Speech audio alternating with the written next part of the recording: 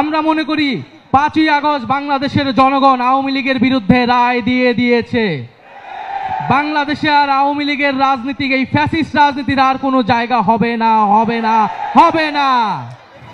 আজকে আমার পূর্ববর্তী বক্তাগণ কথা বললেন, শহীদ পরিবারের সদস্য বৃন্দ এবং আহতরাও কথা বললেন। সবার কথা থেকেই আমরা স্পষ্ট হয়েছি যে আমাদের এই মুহূর্তের জরুরি দাবিটা কি। আমরা সবাই বিচার এবং সংস্কারের কথা বলছি। 5ই আগস্ট পরবর্তী এই নতুন বাংলাদেশে এই যে সরকার গঠিত হয়েছে এবং যারাই রাজনীতি করতে চাচ্ছে সামনে, তাদের সকলের ন্যায্যতা হচ্ছে এই শহীদ পরিবার এবং এই আহত যোদ্ধা বৃন্দ। ফলে তাদের মনের আকাঙ্ক্ষা কি সেটা আমাদের সকলকে বুঝতে হবে।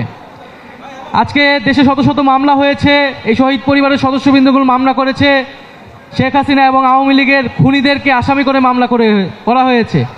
যদি এর বিচার ছাড়াই আরেকটি সরকার চলে আসে, তাহলে কি নিশ্চয়তা আছে যে আওয়ামী লীগকে আবার পুনর্বাসিত করা হবে না এই বাংলাদেশে?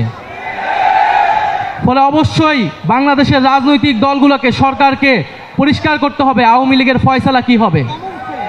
আমরা মনে করি 5ই আগস্ট বাংলাদেশের জনগণ আওয়ামী লীগের বিরুদ্ধে রায় দিয়ে দিয়েছে।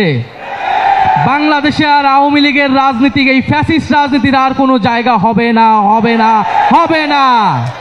ফলে আমরা বলবো যে আমাদেরকে বলা হচ্ছে যে আমরা নাকি নির্বাচন পিছানোর রাজনীতি করছি।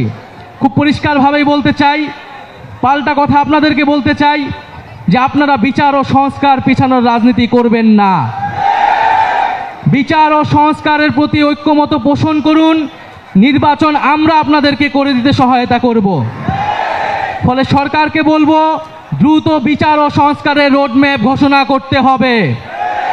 কত দিনের মধ্যে কোন প্রক্রিয়ায় আমরা দৃশ্যমান বিচার কার্যক্রম দেখতে পারবো এবং দৃশ্যমান সংস্কার আমরা বাস্তবায়ন করতে পারবো, সেটার সুস্পষ্ট রোডম্যাপ অবিলম্বে ঘোষণা করতে হবে।